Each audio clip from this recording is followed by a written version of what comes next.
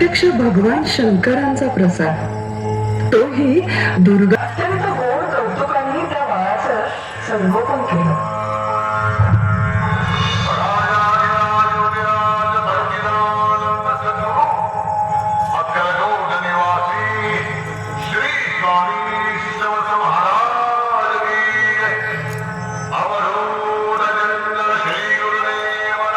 शंकर महाराज यांचे गुरु म्हणजे अक्कलकोटचे श्री स्वामी समर्थ महाराज.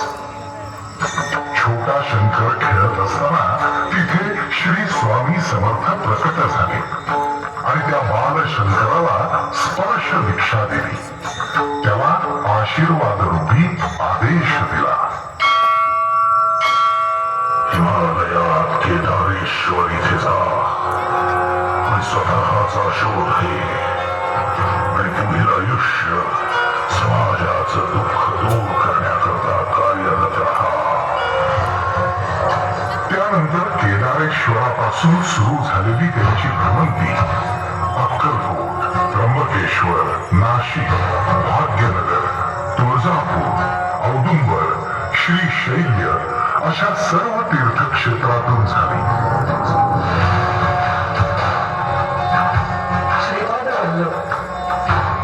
श्री नरसिंह सरस्वती आणि श्री स्वामी समर्थ अशा प्रिय नंदन श्री दत्तात्रय यांच्या परंपरेतील अवधूत संप्रदायातील महान योगीराज श्री शंकर महाराज. एक दिवस सद्गुरू श्री शंकर महाराज, डॉक्टर धनेश्वर त्यांचे चिरंजीव आणि अन्य काही सहकारी पाथर्डी जवळ असणाऱ्या एका नाथ संप्रदायाच्या नियमित दर्शनासाठी गेले होते. दर्शन पूर्ण झाल्यानंतर बैलगाडीतून ते परत जात असताना एके ठिकाणी त्यांची गाडी अडकली. बराच काळ प्रयत्न करून सुद्धा गाडी तिथून पुढे जाईना.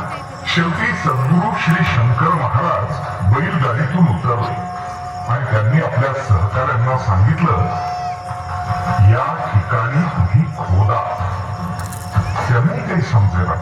महाराज असं काय म्हणतात, पण महाराजांची आज्ञा शिरसावंद्य मानून त्यांनी त्या जागी खोदकाम करायला सुरुवात केली. आणि काय आश्चर्य, खोदतात खोदतात खालून अचानक शिवलिंग प्रकट झालं.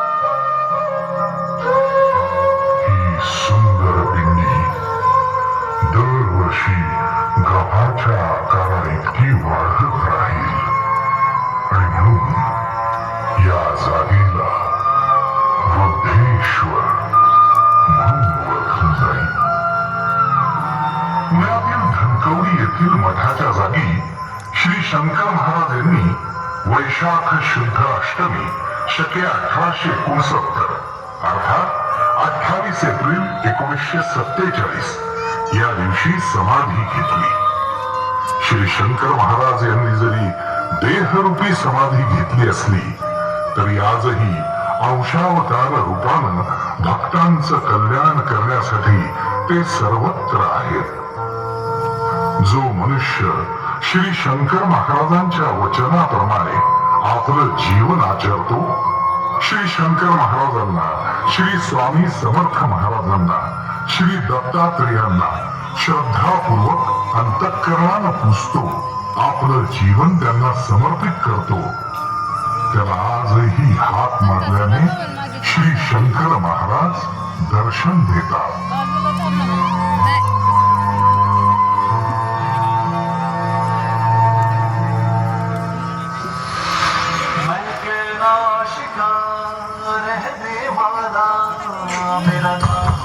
मंडळाची कार्यकारिणी सचिव शशिकांत शिंदे, ॲडव्होकेट यशपाल कदम, चंद्रकांत शिंदे, अनुराग जाधव, संतोष अवचार, धनंजय लाहोटी, महेश आवरगंड. सहसचिव शिवराज घाडगे, सचिन आतमवाड, आनंद खेडकर, मुरली शिंदे, पप्पू शिंदे, संदीप शिंदे, गजानन आवरगंड. कोषाध्यक्ष प्रफुल्ल भैया सुगंधे.